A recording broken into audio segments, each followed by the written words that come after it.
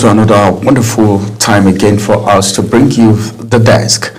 This is the desk, and on the desk this evening we'll be looking at a lot of, if time permits us anyway, a lot of headlines from the national daily. If you go through the national dailies for today, you'll see that almost everyone talking about the appointment of the INEC chairman and what is expected of him. Then we'll also look at the issue of defection. Defection is one thing that has been going on in our political scene. We'll look at that too and a couple of other headlines. My name is Ramsey Enoch Agbo. It's good to have you join us on the desk this evening. On the desk this evening, I will be joined, I'm already being joined, of course, with two gentlemen. And they will be joining me on the conversation as we look at vital issues emanating from the headlines. Well, I think we need to talk a little bit about some of the issues that are very important, should I say, of national interest, right? If you say so. But then I think one of the things that a lot of people have been talking about is the issue of what oppositions are saying about the chairman of INEC. This is one body, all right, that a lot of people look up to. A lot is expected from INEC. So many things happened in this country as it has to do with elections, and all the blame go to INEC. Now, can the INEC chairman erase all those impressions, looking at his background and, of course, how great that office is? Let's go on a quick break. After this break, we'll return, and I will introduce my guest as we get into the discussion proper. Stay with us.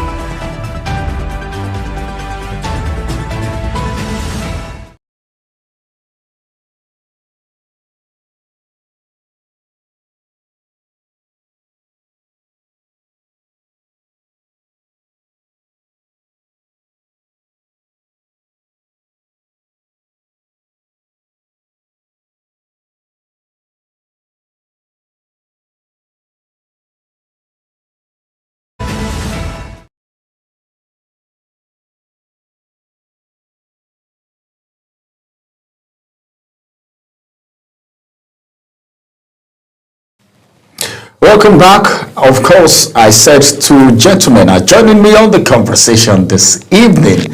And of course, to my right, I have Uyi Agbomofuebe. It's good to have you join us on the desk this evening once again. It was a pleasure, Ramsey. Thanks for joining us. And also to my left, I have Usoro Usoro. It's good to have you join us. Thank you so much for having me on your program. There's a way I feel when I'm calling your name, the rhymes. There's a rhyme in your name. It's good to have you join us this evening. Thank you. Let's begin with the first conversation this evening as we look at issues emanating from the INEC chairman as he faces pressure to rebuild trust after flawed 2023 elections. You know, a lot of people complain about the 2023 elections. And of course, a lot of Nigerians have not recovered from that election. Now, opposition parties have urged the newly appointed chairman of the Independent National Electoral Commission, that is Prof. Joash Ojo Amupitan to prioritize public trust over political loyalty. This is one area that a lot of people frown at, and I don't know. I don't want to say it is political loyalty that has resulted to some of the flaws that people complained about in our previous elections. But then I think I have my guest in the studio that will be talking about that. As a matter of fact, trust over political loyalty is one of the demand, and also restoration of confidence in Nigeria's electoral system is also part of the expectations from him. And they said that it is severely damaged, that is the election in Nigeria. What damaged it? They said controversies surrounding the 2023 general election. That's one of the things that has affected people's trust for the Independent National Electoral Commission in Nigeria. Now, National Publicity Secretary of the African Democratic Congress, that is ADC, I think I can call it the opposition party and the coalition party. His name is Bolaji Abdullahi. In a statement, said the new chairman must understand that his loyalty is with the Nigerian people, not the government. That is stick there. Well, I'll talk to my guest about that. Then Abdullahi said the party was prepared to give Ojo the benefit of the doubt, citing his track record, but urged him to use the opportunity to build a legacy for himself and for the nation. He now also has the chance, according to Abdullahi now, to make a good name for himself, like I said, and that of his children. Well, I don't know where that of the children is coming into the picture from, but then your father's integrity have a way of rubbing on you too, and that he should try as much as possible to make the parents proud. Because you soil the record, that's it. And of course, looking at all of this, let me begin from Uyi. As it is right now, they said, well, the 2023 election is being flawed, all right? And a lot of Nigerians are waiting for that Messiah that will come and maybe do a cleansing, as the case may be, like the secretary to the ADC is saying now. As it is, what do you think, as it has to do with loyalty of INEC, past INEC chairman, all right, to government? He said your loyalty should be to the people and not to the government. What is your perspective of that statement? It's very straight. First of all, there's no Messiah coming from anywhere to clean up anything. So let's be clear. Like they say, nobody's coming to save you. So Nigeria has to take responsibility for the kind of electoral process and outcomes that it wants to see. Right? Again, the first point is take responsibility, and then you can have the outcome. Garbage in, garbage out. That's on the one hand. On the other hand, they say he who must come to equity. I mean, my lawyer friends have a way of saying it in Latin. He who must come to equity must come with clean hands. All right. So, Mr. Abdullahi Bolaji, the spokesperson for this coalition front led by the ADC, had been in the APC. Did he give the same advice to the former APC chairman? I should say the former chairman of the Independent National Electoral Commission. All right. So it just again goes to buttress how the politicians react or politicians speak based on where they are, the side that they are on at every point in time. So for me, that is neither here nor there. But here's the point. Beyond Abdullahi Bolaji and ADC and everyone else, including President Bola Tinubu, who has appointed this gentleman, the important thing going forward is to be sure that this gentleman understands the work that has been called out for him. That's first. The second is to also make the point that the issue of who you're loyal to, it's very clear, all right? You should be loyal to the Constitution. You should be loyal to the Nigerian people. But as they say, he who pays the piper dictates the music. And in the case of Nigeria, it has always been that way. And Ramsey, you would recall that time and again, in the last couple of months, we've had this conversation here because we realized at that point in time that it was only a matter of when, not if, Professor Mahmoud Yakubu would leave office. So the conversation essentially had centered on what are the criteria that Nigerians should expect from the next INEC chairman, all right? Because there has also been the argument back and forth as to should the president have the latitude, all right, to appoint INEC chairman. If you say the president should not have the latitude to do so, which means, of course, you have to review the constitution, which is an act of parliament, you now have to ask yourself, what are the options we have besides the president? Is it the Chief Justice of Nigeria who should appoint? Is it the Secretary to the Government of the Federation? Is it the President of the Nigerian Senate? So all of these have been questions that we've been asked, but we do know one thing for a fact. As it stands today, based on the Gronum, which is the 1999 Constitution as amended, it is the President that reserves the exclusive prerogative to appoint a chairman for the Independent National Electoral Commission. And in this case, like we have also seen previously, the Council of State has again approved this nomination, and we just look forward to how soon before President Bola Tinubu forwards his name to the Senate for screening, and Ramsey, you and I will be here to talk about what happens next. Yeah, we'll be here to talk about what happens next. As it is right now, let me get to Usoro Anayo. There is a saying from the statement the ADC scribe made. He's talking about integrity here, that this office is not a small office. One thing you need to do is to build a lasting legacy, all right, for your children in case of shame after leaving office. What do you think about past INEC chairman as it has to do with integrity now? Right. Just the last INEC chairman, Professor Mahmood, that actually completed his tenure, 2 terms, 5 years each, started 2015 and completed 2025. And, the 2023 elections, was it free and fair?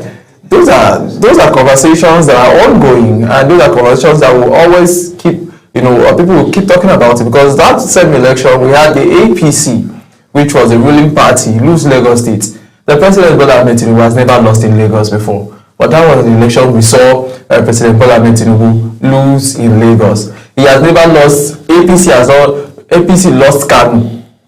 As important as Kanu is to APC, the APC lost Kanu. And they had the APC national chairman at the time, Abdullahi Ganduje, is from Kanu. But they lost Kanu in an election that produced a president. Was that election free and fair?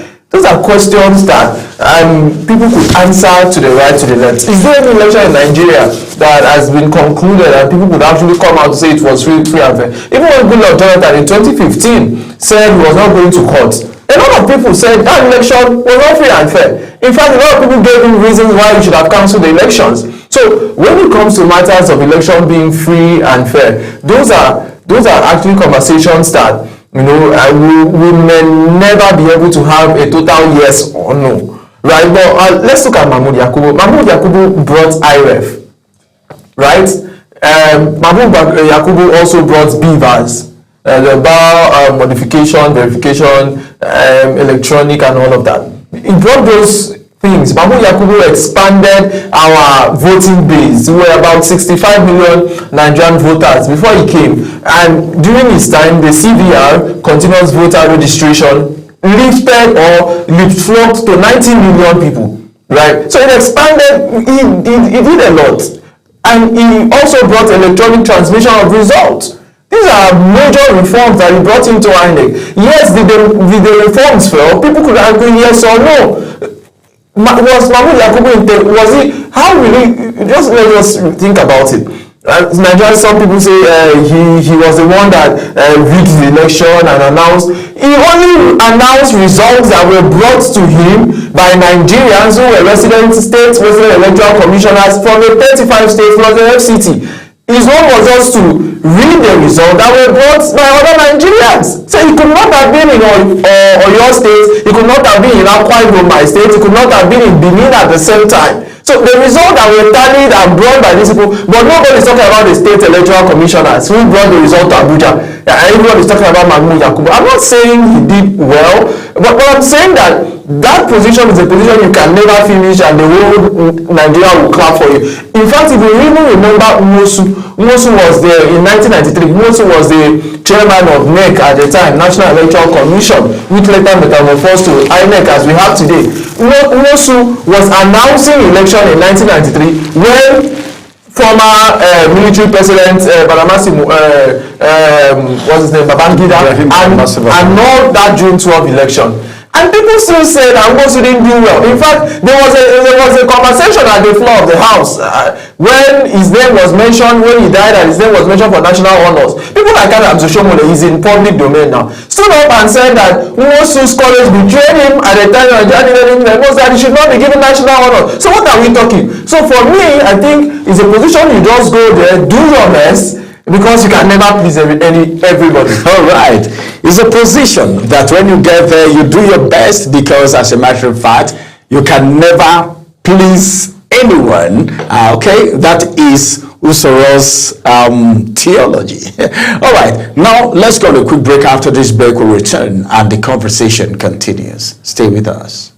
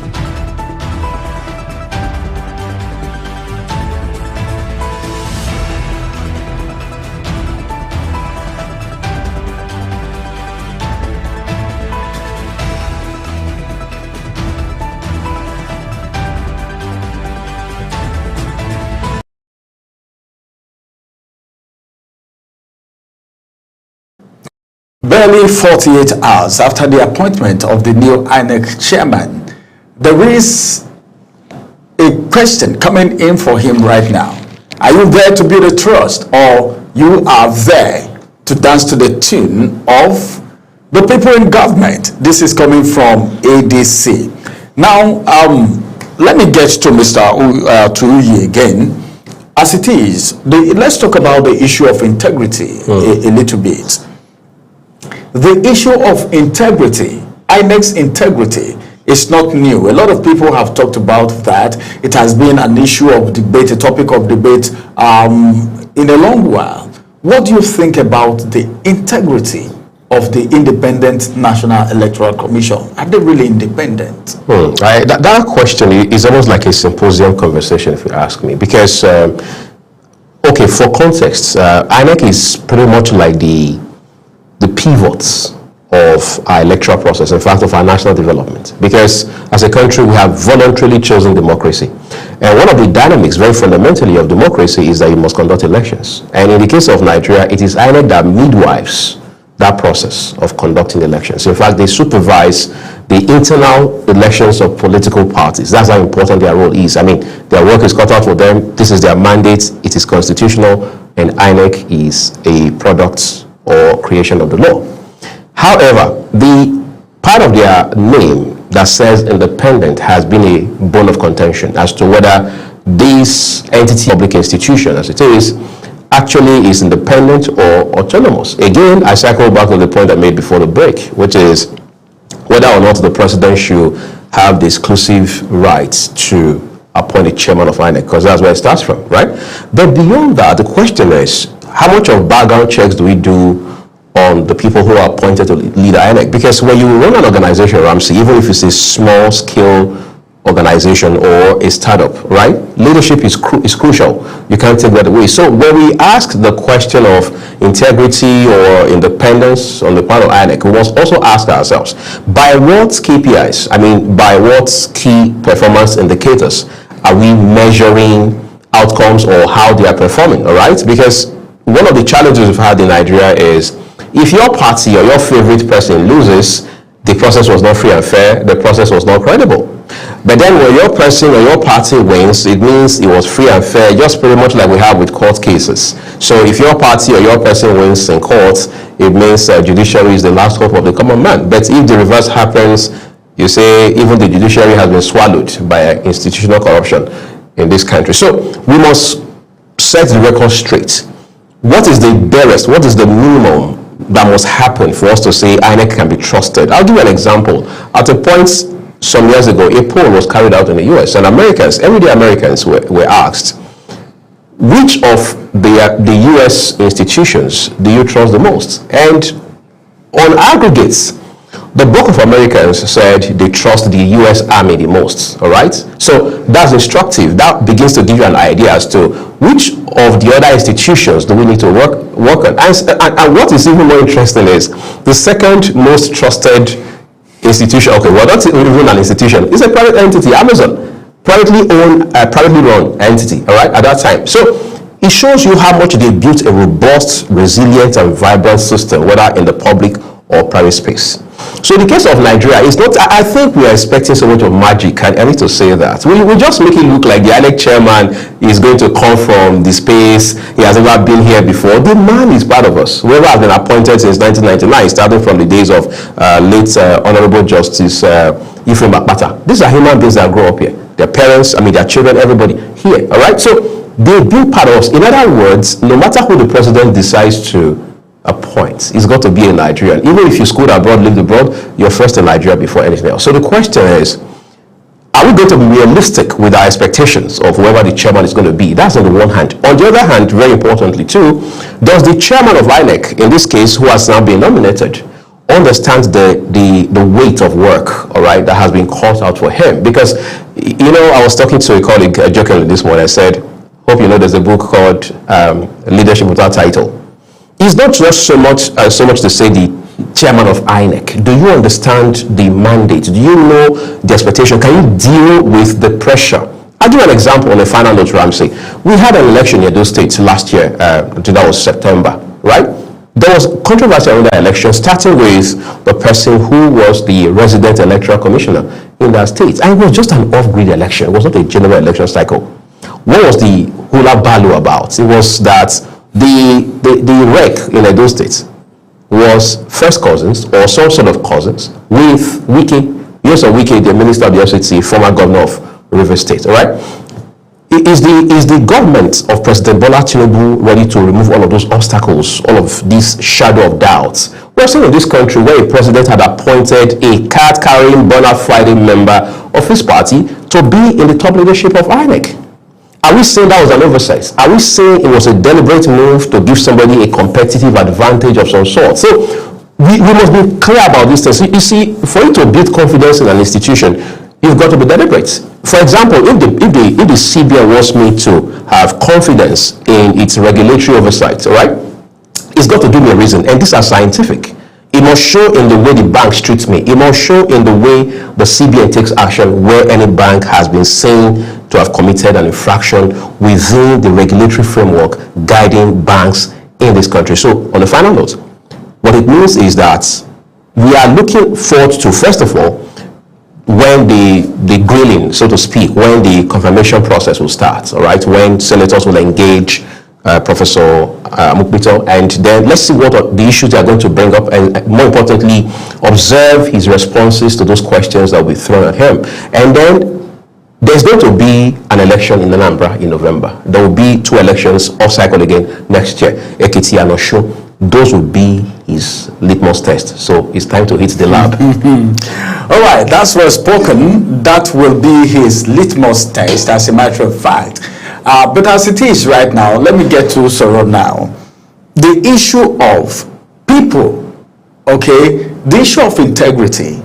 Do you think it is just people that want to proclaim it like that? Or you feel there are 1 or 2 things to look at as it has to do with integrity with the INEC? Right, I think we've come a long way and we're making successes. For me, when we talk about integrity, I look towards how we can, stop the avenues where people can become mischievous. Because if the system is alert, if the system is right, it becomes very difficult for you to, even when you are not somebody or a man of integrity, for you to do anything, right? So if we had the BVAS and it's working normally, the IREF, the elections reporting portal, whatever, we can upload the elections results from the polling booth. Like after it has been snapped, after it has been signed by the party agents, it is being snapped and it is being uploaded, and real time those results are being extracted into a software or whatever, a platform that people are following and people are seeing. So even before the next day, right, we already know who is winning. So when we bring in those technology, it limits the bit of people being, because Nigerians are going to be Nigerians, right? I think we've also made some progress, because if you look at electioneering period, early 2000s, there were a lot of ballot box snatching. But with the bringing of BVAS, people really snatch ballot boxes these days, because it's as good as you not voting in that place. The elections will be cancelled in that place, and you are giving an advantage to your opponents, right? So it doesn't really make sense again. So, and now what you see is that maybe people go to areas where they think their opponents have stronger voters to cause problems, cause trouble, so elections can be cancelled in those areas. So for me, I think the issue of integrity, it's an awesome thing. We cannot just single out the INEC chairman and say, is he a man of integrity? And Nigerians men of integrity. Those of our parents that line up to vote and get to 2,000, 1,000, are they men of integrity? Those are brothers that will be in custody of this money.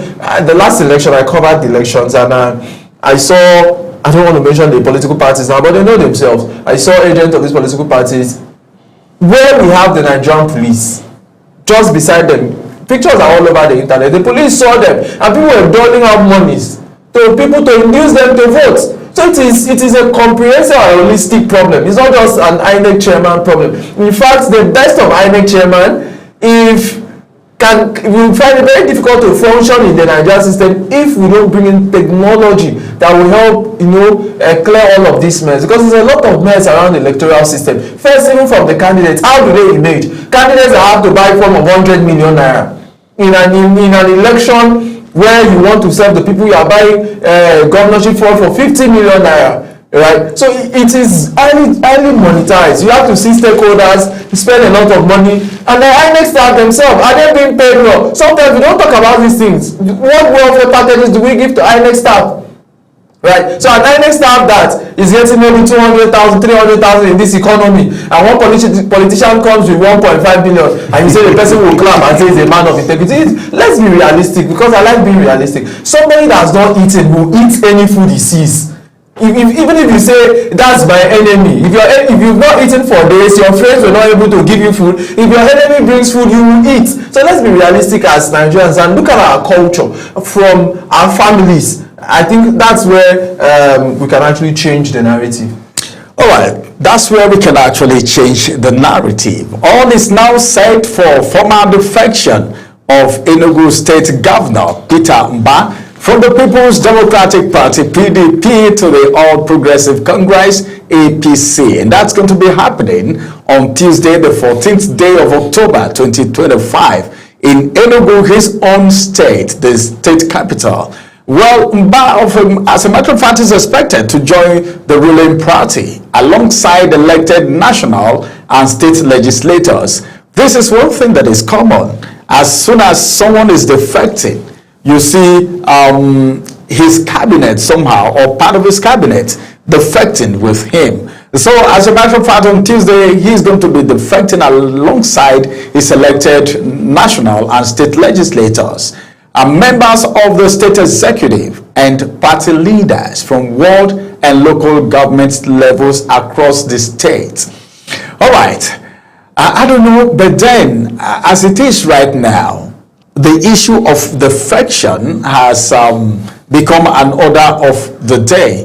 A lot of people will tell you, hey, we saw this coming. Some other persons will tell you, well, we never saw this coming. It is a surprise to you? I'm not surprised, but it's sad. But you didn't see it coming like other people? No, I didn't, because I cover PDP, and the last PDP NEC meeting that I covered, Peter Mbah was there.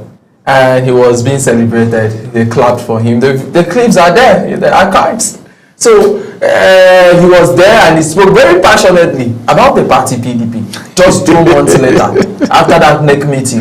And the PDP is going for a convention in Oyo State, in Ibadan, Oyo State capital, on the 14th of November and 15th. So it's even better he has left the party now, right? So that that party can reposition itself. This is the kind of politics we see in Nigeria. And yesterday, we saw what came out. The APC had to dissolve the State Executive Council of APC in Enugu State, right? An appointed caretaker committee, so that the governor that is coming in can have his own people as leaders of the party. So I think there've been some concession. We'll give you leadership of the party. You control the APC structure in Enugu if you come in, and that has been done already. The communique was sent yesterday. We had some meetings with some APC persons, and it was confirmed. And later in the night, we woke up to see the communique signed already. So there is a caretaker committee now in Enugu State that will be loyal to the governor as the leader of the party in Enugu State, right? So you ask the governor now. Why would say the governor said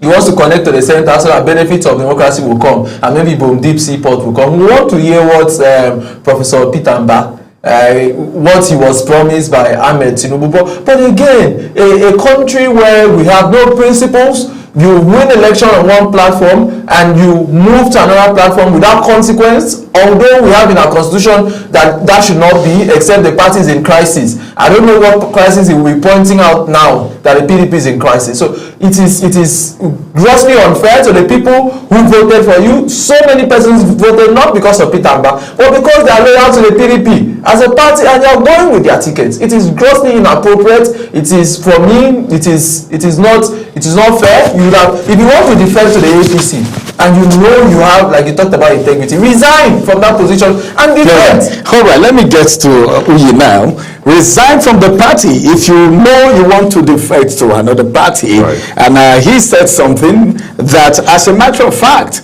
these people voted you there. It's not the first governor that is defecting. He even gave an instance of the Akwa Ibom State governor who also defected, and just like Mba is saying, also said, well, my members, alele, everybody, let's go. Now, as it has to do with the issue of defection in Nigeria right now, somebody is talking passionately about a particular party, and in few weeks' time, you are hearing that the same person is leaving that party to the ruling party. What message does it pass down to the electorate, and what is the implication of this? Okay, Ramsey, again, sometimes you just get overwhelmed discussing politics, but then it's a part of our lives now, right?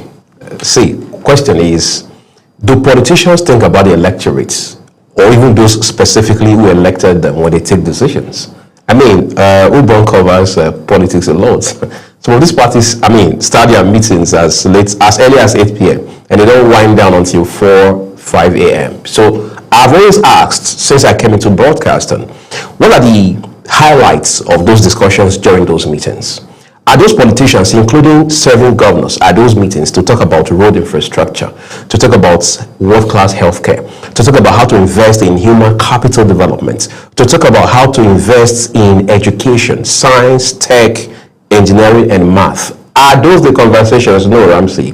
They are discussing, they are telling themselves, Ramsey, you've been to the Senate twice. You can't get the ticket for a third time. Obong has been very loyal to this party. He has worked for this party on many occasions. The last couple of election cycles, he put his life on the line for this party. He has to get this ticket unopposed. Those are the issues discussed there. Having said that, let's go down to Enugu. Governor Peter, let's be fair to him, Mba, has been commended again and again in recent times. If people say he has spent the last 2 years plus of his administration reforming Enugu, moving Enugu from where he met it towards the path that he should be heading in, which for a governor who has done less than 3 years is something that we should commend, regardless of which side of the coin we are on. However, you see, we used to play street football growing up. They say blame the game, not the player. It is part of the game. He is not the game. He is a player in the game. And many persons have played the game long before he even came into Enugu State as a governor. At least Ubong's governor played the game before him not so long ago. All right. So these are not things that are new. However, the fact that you've done the wrong thing for 1,000 years does not make it automatically right. In the case of the governor, I overheard, I listened a while ago where Ubong was saying that, well, if the governor wants to move, should have done that honorably. You can't use the party as a special purpose vehicle. I'm not quoting him, I'm just paraphrasing. And then all of a sudden, midway, you dump the party. But is that not how it has always worked in Nigeria? Is there ideology? And that's rhetoric. I'm not asking to get an answer. Is there an ideology in political parties? Are political parties not run in such a way that the governor is the Lord, the King, and the Emperor? That's how it works. The governor is the leader. When former Governor Obaseki was moving at the twilight of his first term in office from the APC into the PDP, when it became very, very, extremely embattled, he was at the state secretariat of the PDP, and right there, brilliant Governor Obaseki, who was very futuristic, perhaps more than the entire leadership of the PDP in Edo State, he told the chairman, Dr. Anthony Azubemi, and the rest of the executives there, he said, look, I read your constitution overnight, and this constitution has told me that on account of coming into this party, I am now the leader of the party. He said it more than once. The video is on YouTube. Everybody there in the ESCO, including the chairman, who is still the chairman to today, Dr. Azubemi, nodded in consonance to say, yes, we accept that. The man comes into the party and he starts to provide quote-unquote leadership. However, it was the brand or the sort of, variant of leadership they did not like. So it's not just going to be an issue of dealing with Governor Peter Mba's case as standalone. It's going to be a matter of us asking ourselves, what are the systemic, deeply rooted problems we are dealing with in this regard? Because when people move, it's always for the sake of stomach infrastructure. People have been asking questions, Ramsey. What is President Bola Tinubu or the leadership of the APC at the national level telling governors from the PDP that they are moving? Even most senior PDP people I've spoken to on television, off television, don't seem to be able to pinpoint what exactly is the unique selling proposition that the president is pitching to these gentlemen. I mean, a lot of this, dividends of democracy, like Ubom said, his own, the governor of Akwa Ibom State was that they don't want to be left behind. They want to connect to the center, so that when they are disconnected. He says he was promised deep sea ports. Deep sea port. Okay. Let's see when it will come. Well, President Bola Tinubu says he knows the game, and that, in his words, I know road. So I'm sure it's the pathfinder for these governors, but let's see how far this will go. So invariably, what's happening now is follow who no road. Apparently. All right, it is still the desk, and of course, our time is running very fast. But then, can we ever finish talking on the desk without talking about the AMAC chairman who has abolished radio and TV taxes on residential homes after public outcry? The chairman, in his wisdom, talking about Mr. Christopher Mekalango, has announced the immediate cancellation of radio and television taxes previously imposed.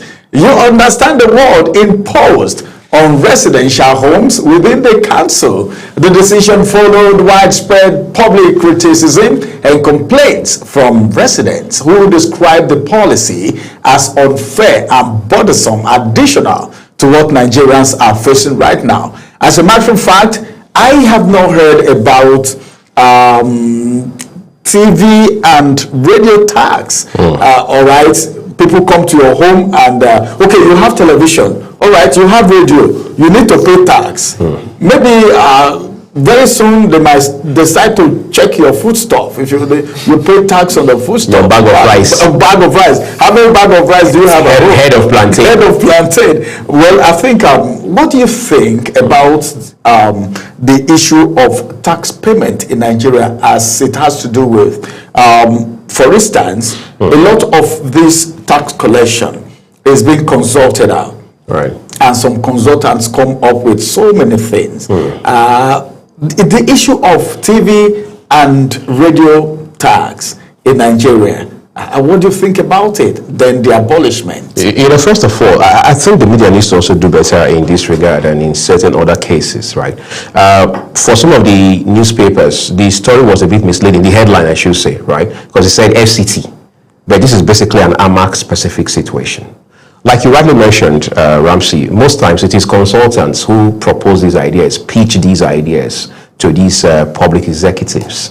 But there's also something called executive intelligence, right? I wanted to talk about. So leadership places a demand on you, whether you're a councillor, local government chairman, member of State House of Assembly, governor, minister, federal legislator, president, whatever, even for somebody who runs a private entity, to understand the implications of some of these things. There's something called emotional intelligence, which means you're able to empathize and understand what people are dealing with. We all know what time it is in Nigeria, economically speaking. So if the chairman of AMAC were to even advance something like this for any reason, if you look at first, the element of timing, all right, is it the right time?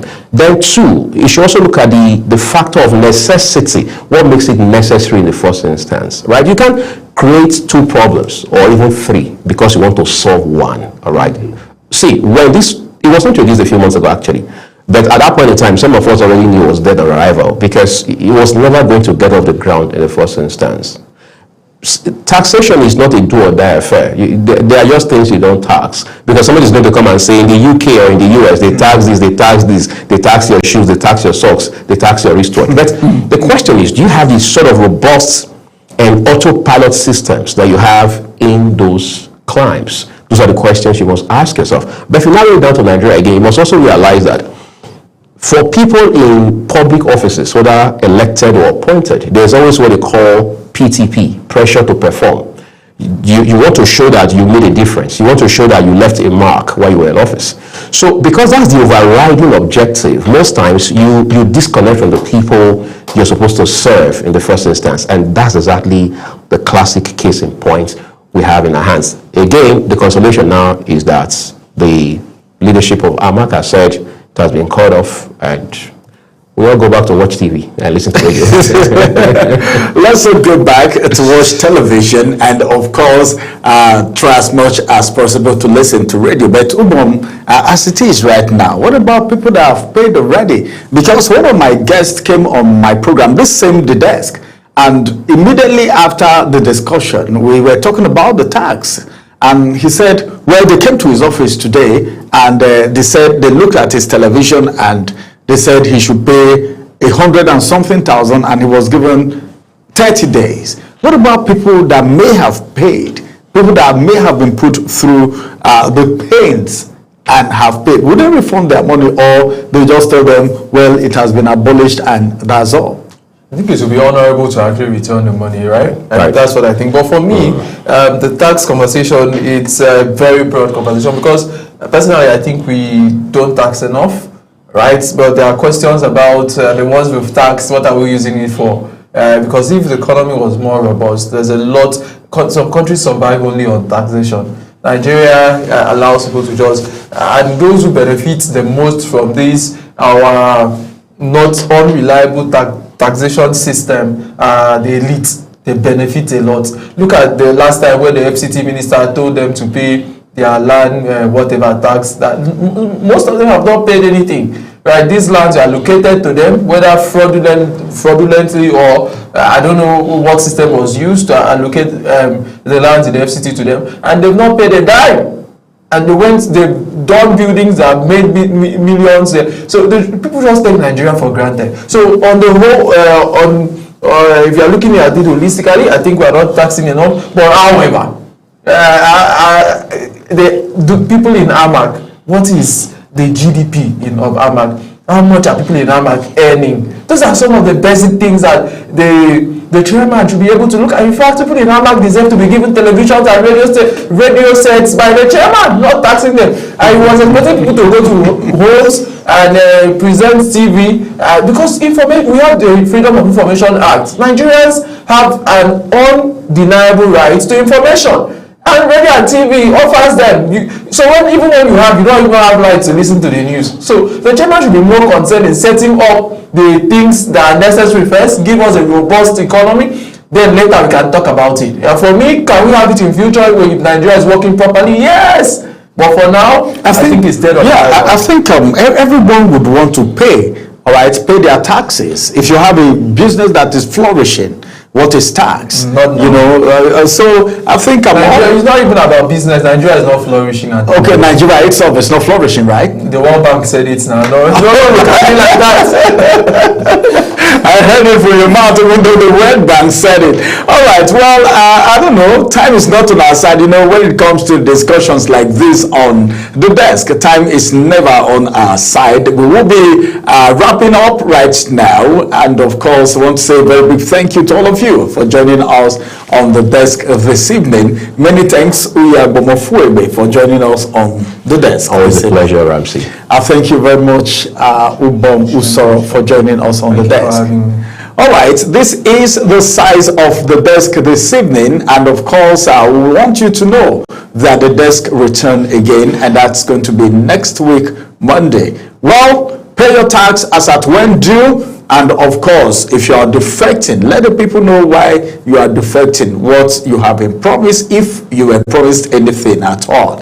My name is Ramsey Enoch. Thank you for joining us. Bye-bye for now.